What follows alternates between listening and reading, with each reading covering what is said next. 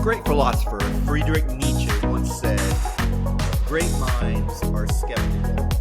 In this podcast, our goal is to become more skeptical and elevate our mind, at least even a little bit, by understanding philosophical skepticism. I can't wait to explore skepticism with you, but more importantly than the philosophy is the practical application that's going to allow you to think more clearly, more objectively, and more critically. Really, in all that we're even doing here, this is the goal. Take big, grand, sweeping movements and try to make sense of them, at least at the basic level, in short order, and hopefully every week leave you with something to ponder, to stew on, and elevate your mind as we march across the genre of wisdom literature from prehistory all the way to our current postmodern world we live. I'm Dr. David Hopkins, humanities professor, your host and guide. So glad to have you here with me today. If this is your first time listening in, I encourage you, check out the show notes. Click on the link to the free Substack page, subscribe, and you're going to get a few things. Number one, you're going to get notes about what we talk about. Number two, you're going to get instructions if you really want to next level your learning to the book Moral Wisdom, Past and Present, that I'm marching through. I'm reading myself, and we'll explore it together. You can read along, and you can use this podcast to supplement your understanding of every topic. I promise the chapters are really short, sweet, power-packed, usually not even more than 10, 12 pages a week. And then number three, I also give you supplementary free original source documents on every single topics that I personally vet for quality. I discuss so that when one of the subjects or the philosophers really tends to pique your interest, you can go deeper than just this podcast. And then number four, when you subscribe, you gain access to my personal email where you can ask me any questions you have on the content.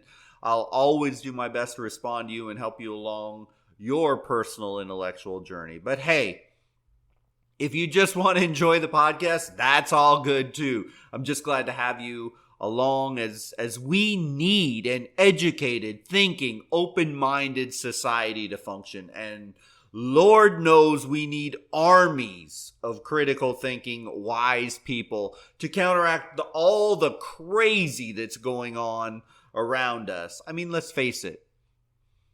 I see, hear, and know some crazy every single day, and I'm sure you do too. So here we go. Skepticism. When I saw this was a topic today, I was skeptical. Yeah, pun was very much intended there. And if I'm going to be honest with you, I was a little bit overwhelmed on where I wanted to go with this one. Last week with Aristotle, I pretty much knew from the jump that I wanted to talk about happiness and Nicomachean ethics as I've been lecturing this topic in university classrooms for years and years. So that was kind of a no-brainer for me. But with skepticism, it's a bit of a daunting for a podcast and a lecture series like this because there are so many different levels. There's layers and versions of skepticism, from practical skepticism used in the business community or the scientific community to extreme theoretical and philosophical denial of, well, just about everything that exists. So it's a challenge. But I want to chart a course for us today at a mainstream practical level, a practical approach to skepticism that you can use today. And that's kind of the route that we're going to take. So, since in our studies of wisdom literature, we're still swimming through the waters of the classical Greece. Sure seems like we've been in Greece for a long time now, but as usual, we'll look at the key players in this skeptical movement. But I want to be careful as we talk about skepticism to not be just philosophical without being real and to give you something to sink your teeth in. So hopefully I can thread the fine line of helping you, quote unquote, get skepticism from an academic perspective. But more importantly, really, is how can you in your life think skeptically to expand your thinking and make you a more well-rounded, intellectual, and powerful critical thinker, because skepticism has that ability.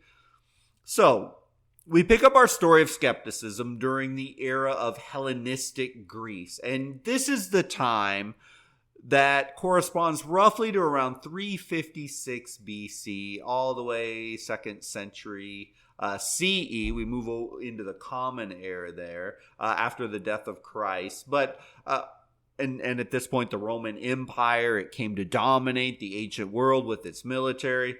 But the Romans' intellectual culture, it basically came from the Greeks. And as we move through this early period, we'd been in classical Greece for quite some time as we looked at Socrates and we looked at Plato and we moved to Aristotle. But as we move through this early period after the birth and death of Christ, with Rome in full power, the Greeks still exerted a heavy influence over Roman culture.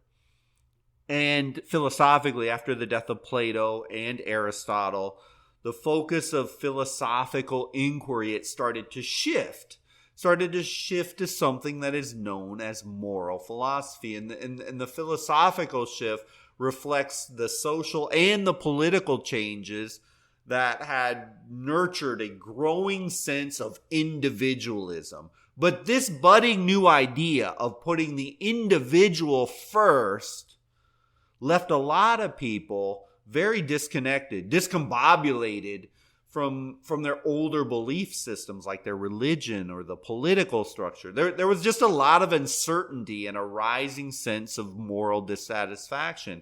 Not a whole unlike our age that we're going through now. We got a lot of those same feelings that are everywhere today. But back then, a number of competing schools of philosophy, they sort of sprung up during this upheaval, and each of them was teaching a different way to live life. We had the Platonists, we had the Aristotelians, we had the Cynics, we had the Stoics, which we're going to be talking about in a couple weeks, by the way. We had the Epicureans, which are up next week. And of course, the Skeptics, which is our focus today. So as you can see, there was a whole lot of drama after the death of Alexander the Great. And we talked about that during our discussion on Aristotle. Remember, he was Alexander the Great's tutor. And when we consider this development of what we call moral philosophy, and skepticism, by the way, is a moral philosophy, the first aspect of this, the first characteristic, is a three-headed creature encompassing, number one, the personal side of life, the emotional side of life, and the psychological. And the central aim of this side of skepticism, and those who practiced any version of it during the Hellenistic period, was to achieve something that was known as ataraxia. I know that term ataraxia probably means nothing to you, so how would we define the term ataraxia? Well, you could say, in modern English, it means freedom from disturbance. Or you could say it means inner tranquility. And by using moral philosophy, the idea was, and skepticism's core tenet was, that it was possible, if you practice skepticism properly, to completely free your mind from the stress, the trouble, the desires, and the problems of society. That's pretty powerful right there, right? I think a lot of us would like to be free from the stress, the desires, and the problems of society. That was the one side of this philosophy. Now, I promise, I'm going to come back to this later a lot and answer the question, because a lot of you are probably thinking, yeah, right, that sounds great, but how is inner tranquility even possible? Being a skeptic, let alone anything else. But for the sake of coherence, let's talk about the flip side, the other side of the coin of skepticism, because there's also a practical side to skepticism that raised a wide variety of issues about the proper way to conduct yourself inside and outside of civil society. How should you act day to day, moment to moment? And so I'm sure your next question is, what does it mean to properly conduct ourselves inside and outside of a civil society? Well, in a civil society, the skeptic would tell you we must question our cultural values, our religious values, our political beliefs, or should I even go so far as to say challenge our political ideologies? See, during the Hellenistic period, both the moral philosophy and the practical application were developed side by side by philosophers. They went hand in hand. I mean, it did no good for anyone to sit around, eat grapes, and drink wine and wax philosophically if there wasn't a practical application in the ideas. So in Greece, the moral and the practical always appeared together at varying levels. You could swap them out. You needed one for the other. But for now, just know that the skeptics of the Greeks were not some one-trick pony where it was an all or none affair, like believe in one God or one monarch or one set of beliefs. These varying degrees and philosophies, maybe they went more practical or maybe they went more moral, but these two core components of skepticism, they blended, they merged, and they molded. But in some shape or form, in the end, when you read about the philosophy of skepticism in the Greeks, and now we're not anywhere in the Middle Ages, we're not to some of the later skeptics that we're going to see when we get over into Europe later on, but in some shape or form, in the end, the components of number one, the moral philosophy approach and focus on personal, emotional, psychological ideas to find peace, and then number two, the practical applications about how to live your life properly in a civil society. Those were the two sides of skepticism. Hopefully that all makes sense. It is at this point that the discussion gets a little bit more dicey, because I could approach this part of our conversation in two different ways, from the academic or the more practical approach.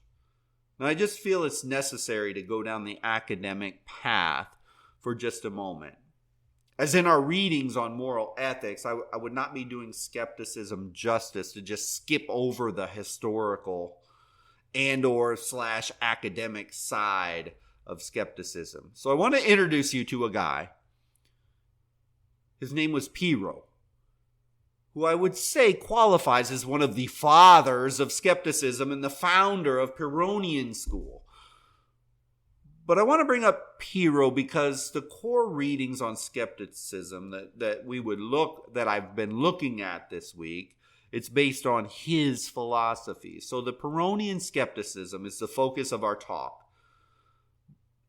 But I will bring up a second academic branch too, which grew out of Platonism and came out of the Plato Academy. We already talked a lot about the Plato's Academy, but I think I want to invest more time and I want to analyze in more depth the Pyrrhonian skepticism, because that's newer and we've already talked so much about Plato's Academy and that sort of stuff. So let's look at Pyrrho. The man, Pyrrho, he's a fascinating figure. He was well-traveled. He lived from about 360 to 270 BCE. And like Socrates, he did a whole lot of teaching, but very, very little writing. As like Socrates, he didn't write anything down. Everything we know comes from students and other accounts of him. But obviously from the historical records, we do have that he was a incredibly charismatic and he inspired large following, and the stories behind him are very interesting. And the one I find maybe the most interesting, real briefly here, is how Pyrrho actually became a skeptic. So it seems, as I mentioned, he was quite a traveler, and so he's traveling the world. He learned what he needed to develop his ideas from an unnamed naked wise man while he was in India. And so Must have been an interesting teaching environment, but hey, it obviously helped Pyrrho solidify his ideas, and he taught his version of skepticism really for most of his adult life. But the cornerstones of skepticism that he laid, they faded away after his death. Sort of like Alexander's charisma willed its way to an immense empire. But after he dies, it quickly crumbles. This seems in many ways to be the same for Pyrrhonian skepticism until it is revived by an individual, Anaximander, in the 1st century BCE, over probably close to 100 years roughly after Pyrrho's death.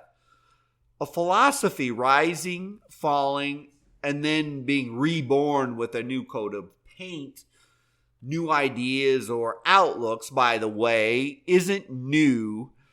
I mean, we will see philosophies and theories that burst on the scene with great interest, fanfare, and expectation, only to die out and people lose interest for a time. And then it's reinvigorated for whatever reasons are going on in society, life, and individuals who re-engage with them. I'll give you one example that has been in the news right now. Critical race theory. Oh yeah, I said it. The dreaded CRT. This ideology or theory draws angst from both the left, mad that it isn't accepted full stop everywhere, and the right, mad that it's even considered to be taught anywhere. Well, CRT's history dates all the way back to the early 1900s when it was just known as critical theory. Then it pretty much died out, especially during World War II. Started really in Germany, and well, with Hitler in power, he didn't really have time for that sort of stuff. He was busy with other things, and so it made a brief appearance in the United States in the 60s, was pretty much dismissed again until the reiteration and revival in the 80s when it started to pick up fanfare, especially by professors in law schools at Stanford and Harvard and other quote-unquote Ivy League types kind of latched onto it. Now it's kind of morphed and evolved into a very hot-button contentious topic. You know, when it first reemerged heavy in the late 80s and 90s, we only really saw it at higher level graduate school, especially law school. Some of the key people who revived it came out of the law schools. And the primary focus seems to be very valid in many ways in American law, where the legal system was skewed and laws made and enacted and enforced differently in minority communities than elsewhere, or laws that seem to directly target low-income primarily in minority communities, which in a sense gives a lot of credence to the idea of CRT. I mean, think about it. A lot of the drug laws, the drug enforcement, the criminalization, sorry about that, of some of these drugs and who they hit, who they targeted, and who they threw in jail. I mean, there's some validity there. But now we flash forward, and here we are today talking. Now we have our schools of education, sadly in many ways a disgrace to the idea of education, attempting to embed a very complex and a nuanced law school or grad school theory and make it relevant and mainstream it into K-12 schools, where obviously the content can't be as sophisticated for middle school or even high school students as graduate schools or law students. And so, of course, we get this dumbing down of a complex theory to some of its most contentious points, like all whites are bad and want to control all life, etc., etc. And I don't want to get into the swamp of this theory. I do that, though, by the way, if in episode number 71, if you're really interested in hearing me talk about critical race theory, I interviewed a critical race theorist, a pretty famous one, a well-known one on this particular podcast. It was a really fun conversation. And we found some things with Milagros Phillips that I agreed with. This individual has actually worked with Congress on CRT issues, but we also had a lot of areas we disagreed about. So anyway, if you want to hear me go deep into the weeds on CRT, check out that podcast, number 71, as I think I talked to her for about an hour and a half. But anyway, to get back on track, this theory dealing with primary legal issues gets morphed and changed, and all of a sudden we have different states turning it into a political firestorm to either ban or keep it. Of course, I'm not here to tell you what to think or what you should believe about critical race theory, as me telling you what to think would sort of bastardize the entire concept of the Intellectual Freedom Podcast. But what I want to get across is that it is not uncommon for us to see a philosophy or a theory be created, emerge, die, re-emerge in a little different form over and over again. So we could say the same thing happened with Pyrrhonian skepticism, which pretty much lost all its focus after Pyrrho died and it was reborn.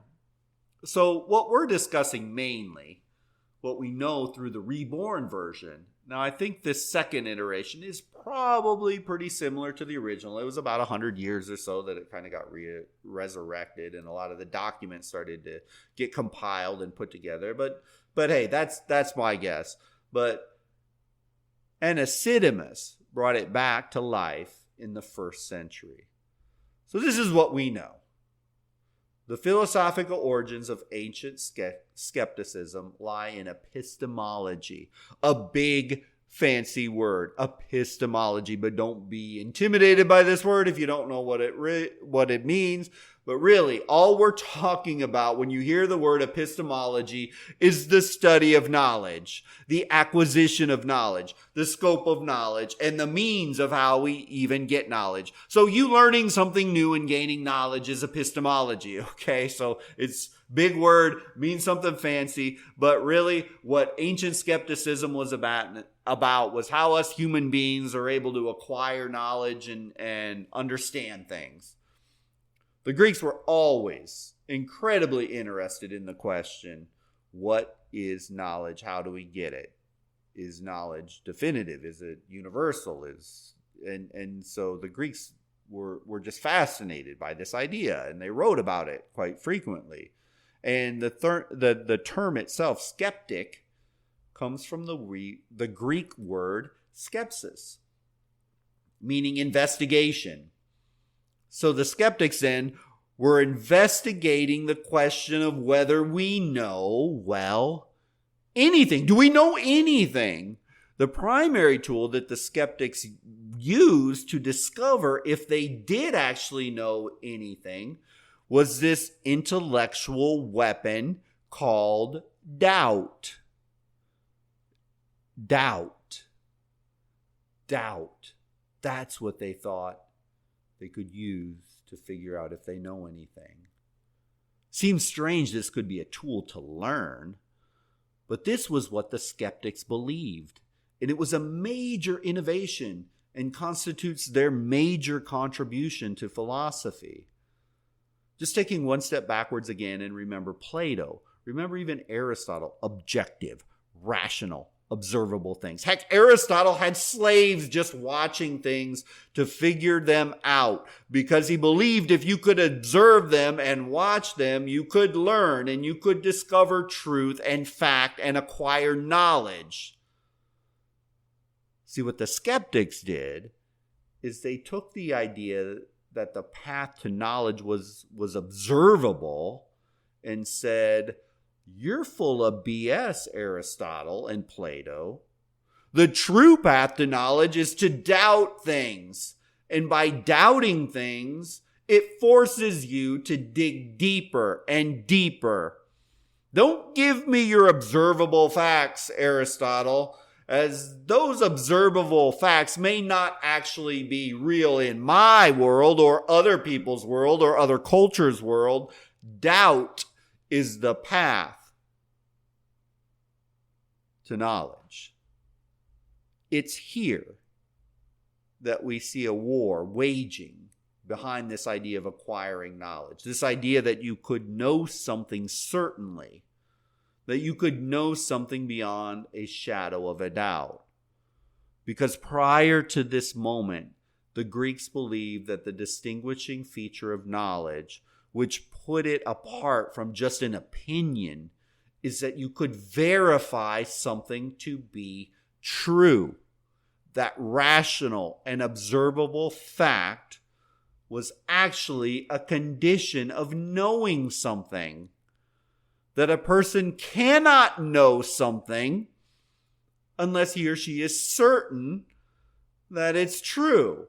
And that what we know, someone else could also know it.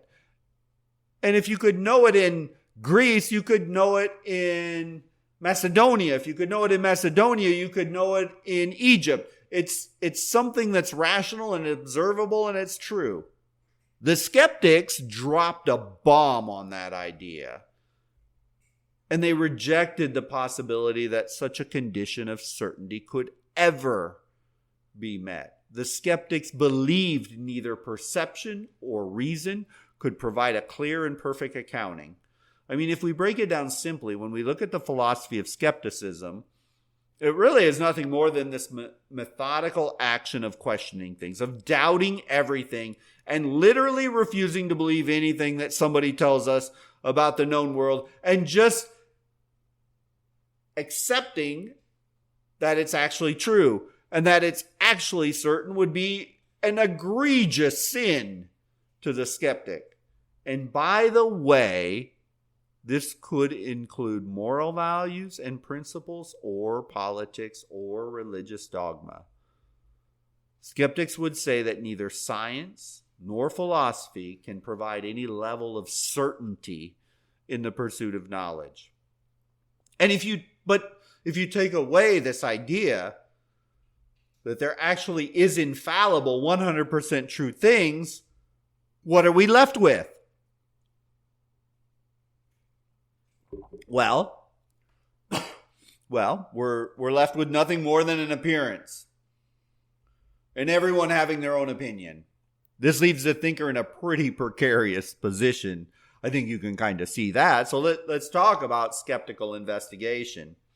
The primary interest of the skeptics was with the subjective aspects of experience rather than the state of any external physical phenomena. They believed that peace should be the fundamental goal of human life. Nothing else mattered in the external world. It sort of makes sense, right? If you can't actually figure anything out definitively and be 100% right about anything, and you come to accept that idea as fact, well, it takes a whole lot of stress off the person. And in theory, a person could reach a state of mental peace because, well, you're not stressed out about getting everything right, because to the skeptic, you can't get it right. So you just as well stop trying. And if you stop trying, then your mind can be mentally at peace. So peace and fulfillment, or just letting go of all the unknown questions in life, is an important aim of the skeptic. And so the skeptic's principal concern was that, hey, you know what?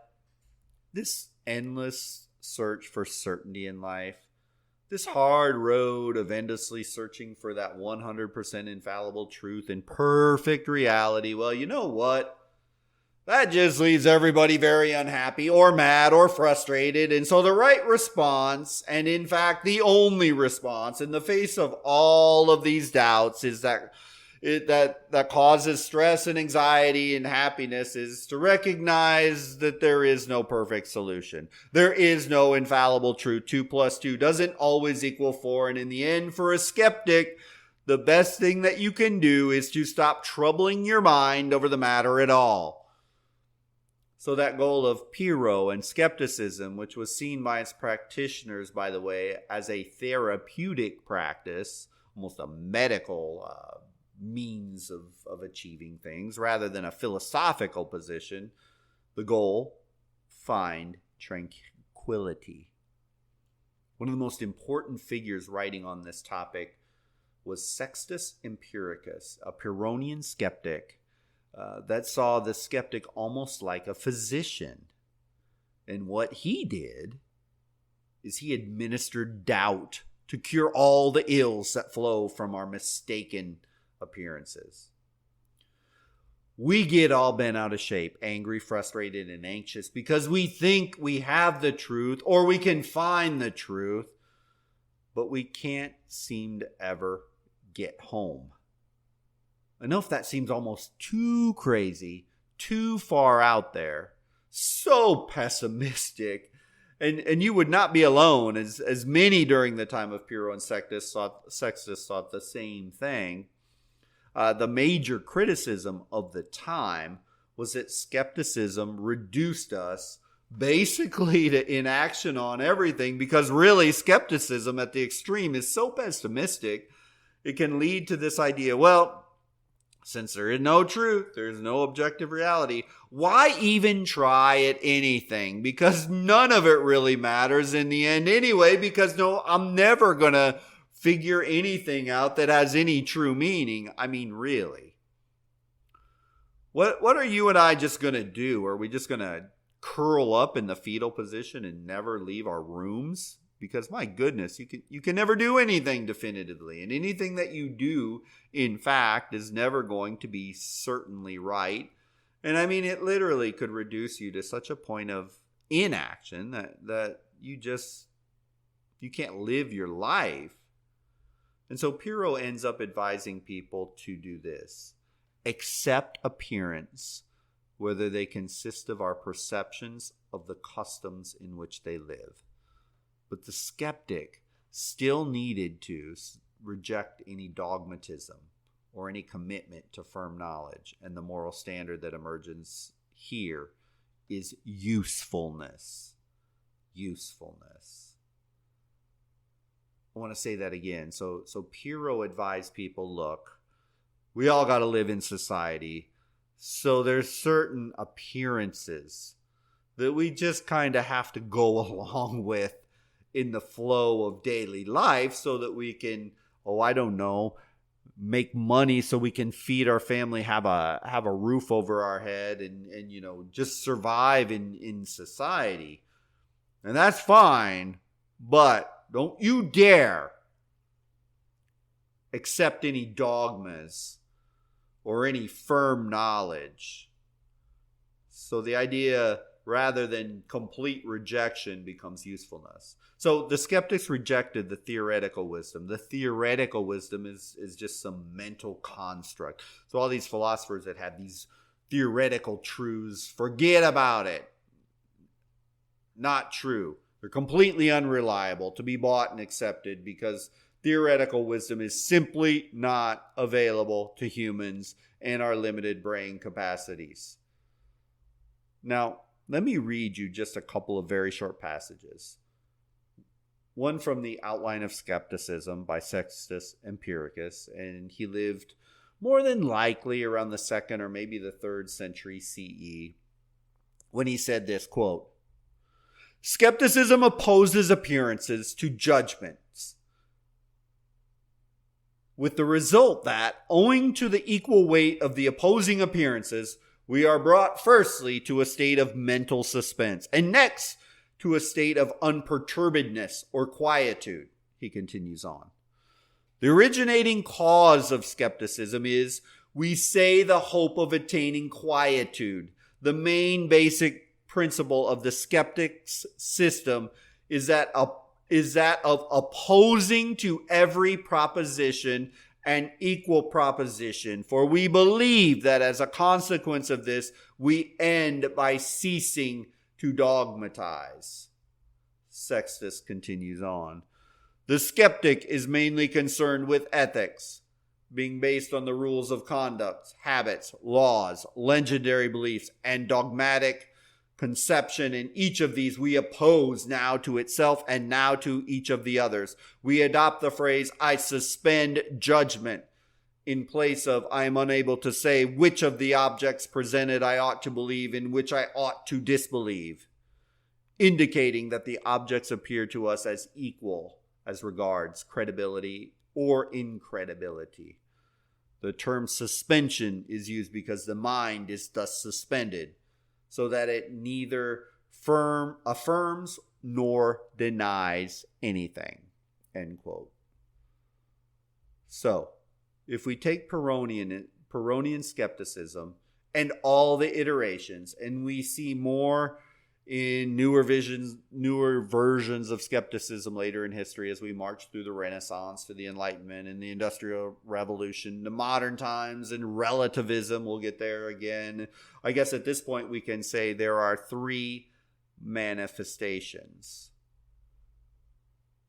Number one, common sense skepticism. This is a natural and it's a healthy form of skepticism that really most of us employ or deploy on a daily basis. This would be the opposite of someone who is gullible or naive, or the other extreme, arrogant, or even an ideological extremist. You could say someone who fails to use common sense has a childlike naivete and to believe whatever someone says, or maybe they're so extreme, so self-confident, so, how shall I say, pig-headed, when they hear something against their position, that they cannot deploy skepticism at all. It could either be I can't or I won't mindset when it comes to skepticism. So common sense skepticism is number one. Number two, philosophical skepticism. The view that we know much less than we think we do, or we know nothing at all. To the philosopher, especially the Greek era, humility was a time-honored and highly desired characteristic for the wise. I mean, really, how many of us, honestly, are humble enough, wise enough, calm enough to actually sit, listen, and consider an idea or an opinion that doesn't jive with our current belief system for very long? I think the number is very limited. Philosophical skepticism focuses on having humility versus pride. Number three, absolute skepticism. This is the most extreme type of skepticism. The one where I'm not sure it has a whole lot of functional value if you want to live, interact, and be a part of a culture and a society at all. I mean, in the extreme world, nothing is real. Everything is unknown, and nobody anywhere has the right to impose any sorts of limits, as nothing is known. Everything is a question. Reality is beyond our grasp. I mean, for me, in my life, and probably in yours too, I don't want to live in this world. It just isn't a practical, functional way to exist for me. Could some people find solace or peace in isolation, or in such an extreme state of not caring or worrying about anything because they can't figure it out, that they can thrive in this world? Well, absolute skeptics would say this, but from my perception, I have to throw out the extreme as I don't find it livable. I mean, it's a fun thing to play around with theoretically, but not practical for me, and my guess is not practical for hardly anybody. So, in the end, how can we be skeptics and improve our lives, elevate our minds, become better thinkers and better human beings in general? I mean, really, isn't this the overarching question in all of our in all of our discussions? I mean, so what's the point? Question is vital for us here.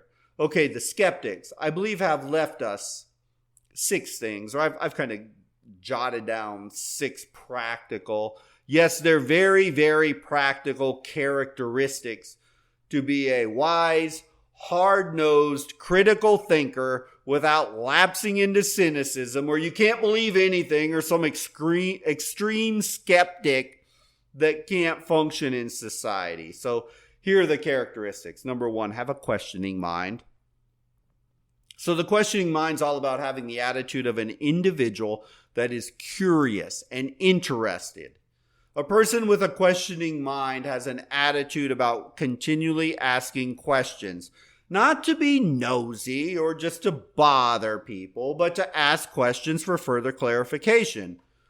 Because a person with a questioning mind demands reasons and justification or proof of any and all assertions, even when somebody makes an assertion they generally agree with. Yeah, I'm talking to you, hardcore political junkies, who not just lean left or lean right, but fall 100% in a political camp. You need to not just question everything that the other party says, but you also need to question everything your own party says without defending or justifying something on a snap judgment because they're on, quote unquote, your team. The real goal of a questioning mind is to get enough information and evidence before, let me repeat that, before you make judgments about somebody, something, or politics, or whatever the case might be. Number 2, a skeptical mind will suspend judgment. So the suspension of judgment is a dimension of thinking, of professional skepticism, where you're going to just postpone making that final conclusion or that judgment until evidence has been gathered that explains the actual cause of some problem that you run into. The Greek skeptics were unwilling to simply base to accept a base assertion in some claim quickly. I guess you could say they were open-minded in evaluating evidence. I know I'm not real good at this. I'm quick to form and make snap judgments. It isn't an easy thing to do to step back and evaluate all angles rather than just run with whatever your mind comes up with on first thought. I think about this especially in the world of politics. And again, I don't care if you're a Democrat or Republican or far left or far right, in between. Literally, none of that means anything to me. I hope you arrive at your conclusions by suspending your judgment and questioning the status quo, because too often the far left and the far right followers will accept no matter what an assertion that's made by their party. They don't want to admit they were wrong ever. Do you know someone like that? Or sometimes we refuse to open our minds in politics and show some humility because we don't want to give any ammunition to the other side. We often hear this with the, yeah, my side may have got caught doing X, but remember, when the other side, they're way worse. Remember when they got caught doing Y? So that means that my side's better than your side, even though my side just got caught doing something. I mean, that's the thing. A lot of times we won't suspend any judgment because we've just flat out hardened our minds that no other option is available. And we're just going to defend it. And many are perfectly okay going down with this ship no matter what, even though they might be wrong. Politicians in the Democrat and Republican Party love this kind of follower. And they literally can, the follower where they can literally do no wrong and still get your vote. This is a big problem. And you simply cannot be a critical thinker with this mindset. When you're in this realm, we need to recognize that it doesn't mean you need to abandon your party when something wrong happens. But it does mean that when something happens in politics, especially, we can't just dig in our heels, bury our head in the sand, and fight for something or someone that isn't right because we're on that team, because that's exactly what these politicians are banking on us doing. That's exactly where they want us to live, and that's exactly why we're in this horrific division that we're in right now. Yeah, of course the media plays a part. Yeah, of course these politicians are just loud and obnoxious and annoying, and they cause division all the time. But they get away with it because you and I and society in general, we just won't hold their feet to the fire. And they get away with it. And they know they can get away with it. When we can't suspend our judgment, we get oversimplified responses to everything. The world's very nuanced. The world's very complicated. Every issue has multifacets to it. But do you notice how often our politicians try and narrow it down to one thing? Yeah, that's because we're not skeptical enough in society and we accept stuff. But anyway, the third characteristic is searching for knowledge. Third characteristic of a skeptic, searching for knowledge. And another trait, if you want to be a professional skeptic, you have to be curious enough to search for knowledge. Like listening to this podcast, most of you're not professional philosophers. I mean, I'm not a professional philosopher. I'm a humanities professor. I love philosophy and I love wisdom literature, but you have to have a natural curiosity to investigate things that you don't know anything about or you want to know more, because that purpose of the investigation is to acquire more information and more knowledge. And the more you know, the more you study, the more you expose to, the more you read, the more of the greater minds you read, you reduce the uncertainties. Skeptics are constantly searching for new knowledge or knowledge to contradict their own belief system. Doing this, I can tell you guys, is so powerful, and I challenge you to push yourself in this area. That's why I always say, listen to the podcast, but hey, join the Substack page. Go ahead and read deeper and deeper. Go beyond anything I talk about in one of these podcasts. It'll add knowledge and understanding. And heck, you could read more and more and get so deep into the woods and say, wow, that guy's crazy. He didn't even know what he was saying there. I found out this little tidbit of knowledge, and this is where I see where this is going. I totally disagree with what he's saying there. But again, search for knowledge, search for knowledge, search for knowledge. It's just so important. Don't be that guy that when you ask them questions about anything and the answer is, I don't know. I never thought about that. What are you even talking about? Don't be that person. Push yourself. Don't zombie walk through life. That is not a skeptic. Skeptic's going to question things and learn along the way. Number 4. Skeptics possess interpersonal understanding. Now, this one's an interesting one. So interpersonal understanding is basically referring to the reasons or motivations of you and your interactions with society. They're you as an individual that drive, what are the things that drive your behavior and impact your relationships, your career, your social circle. This was an extremely hard one.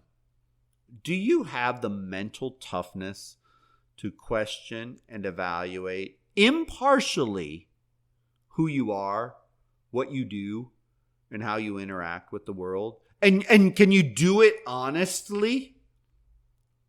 If you can do this, you begin to understand your motivations and even your personal integrity. Looking at yourself almost from a disconnected third-party perspective can literally change your life. But see, so many people get stuck in a rut. They can't even question themselves.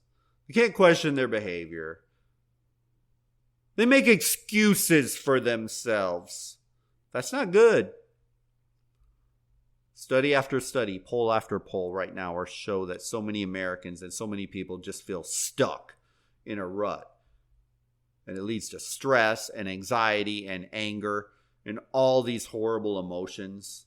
But so much of that, if we would just stop, have a little skepticism towards ourselves and look deeper into our own motivations and our own behavior and what drives us to do the things that we do.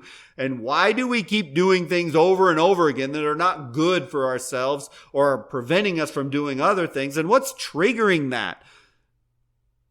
And then we can get to the root causes and what we got to do to overcome that. Now, that interpersonal deep dive of skeptically looking at ourselves and into our actions is extremely powerful. Number 5, self-determination.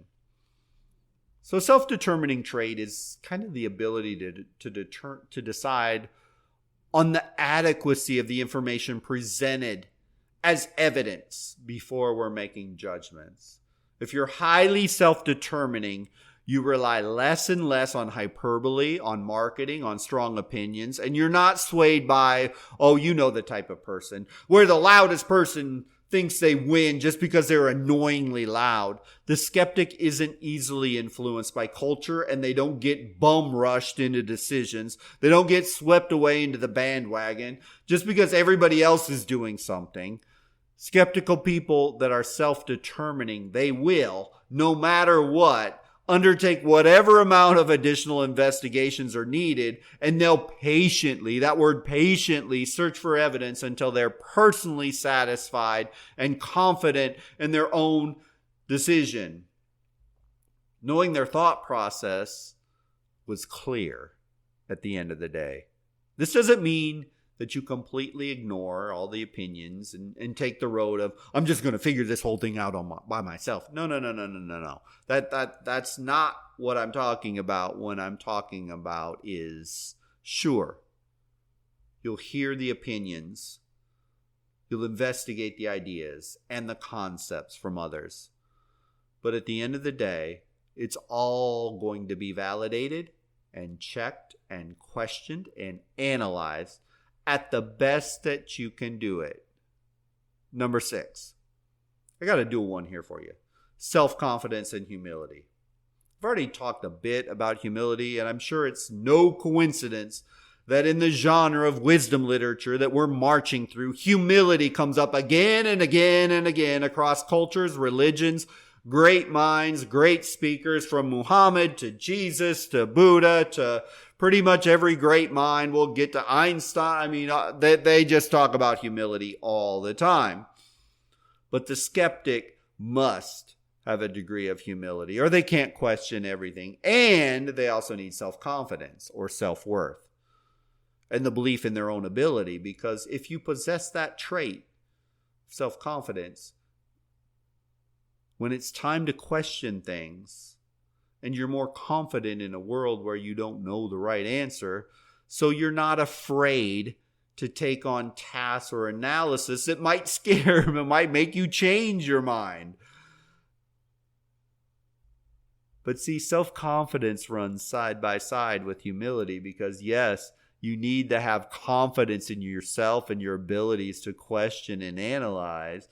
And that even though things can be a struggle, that you can figure them out, that's confidence of problems in these situations in life. But you have to have the humility to know that probably your first snap judgment isn't right.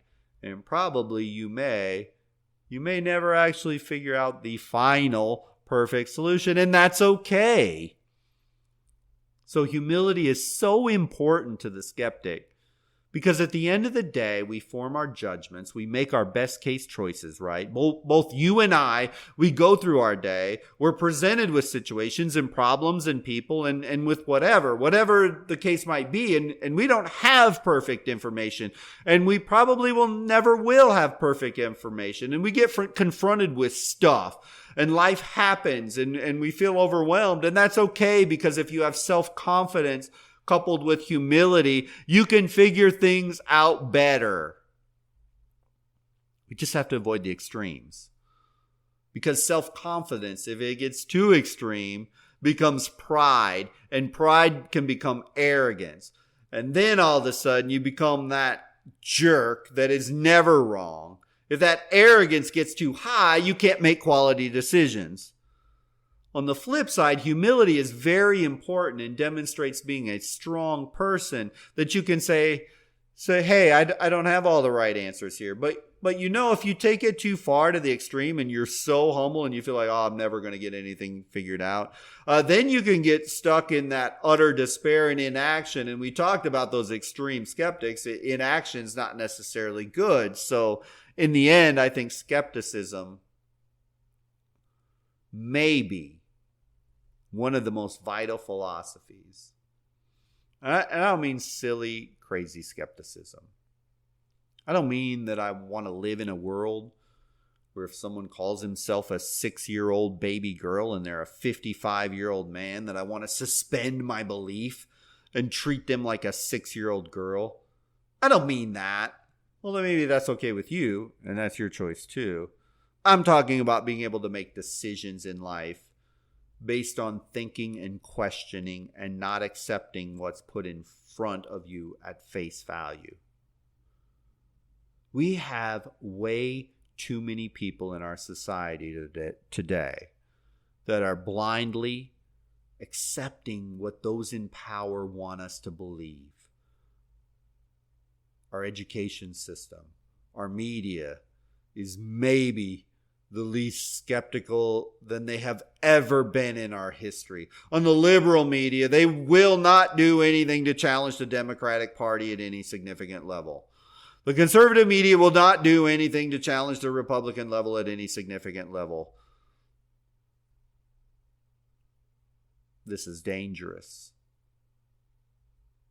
And the funny thing in all this, just got to bring this up.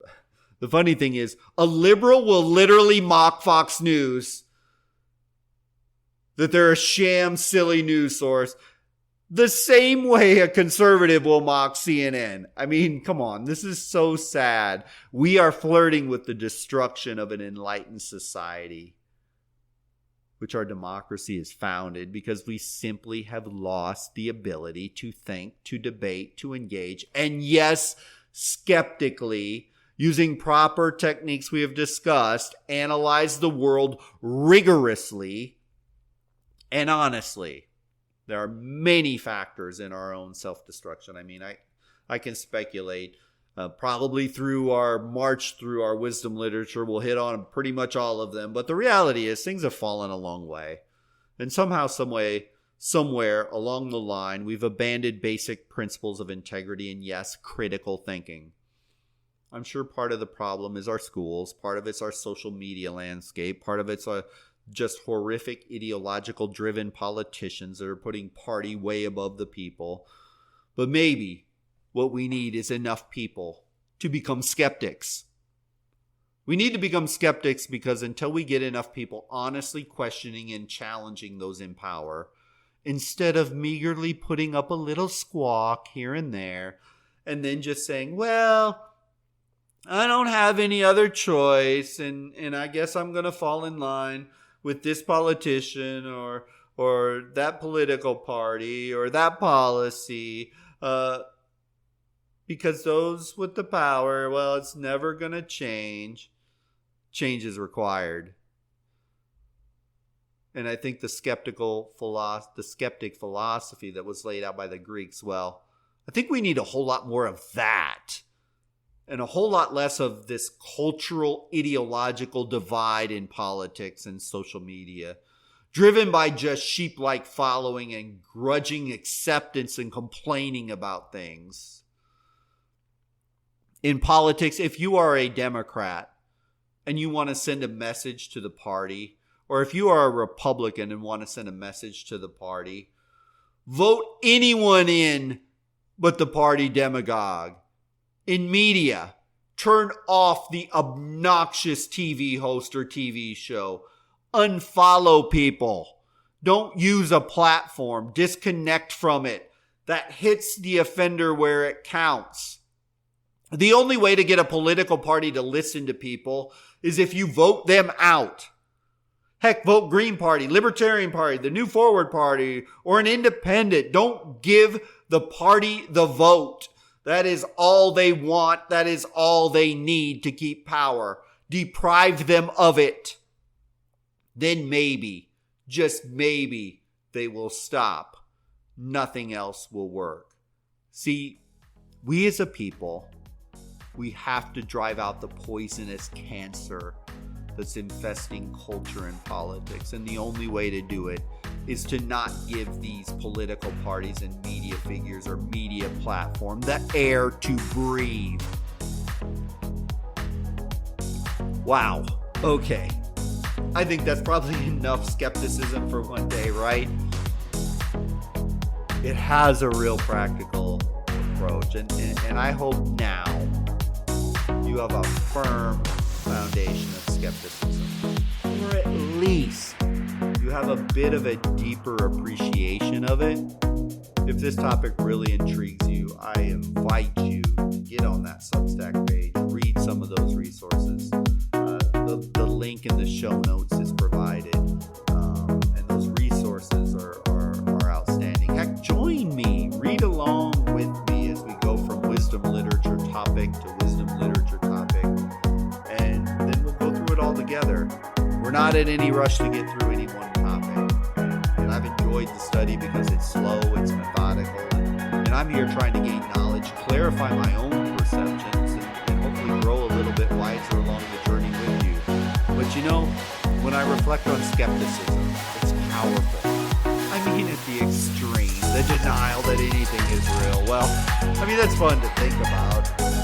There's not a whole lot of practical value there, but the practical skepticism we discussed, I hope what you see is how you can apply skills and techniques to build some skeptical muscle in your decision. Implementing some of these skills in your life now, that's what it's all about. So I hope again you took something practical from our talk today. Thanks again for listening, and I hope you have a wonderful week, and we will talk again in the next episode. Take care.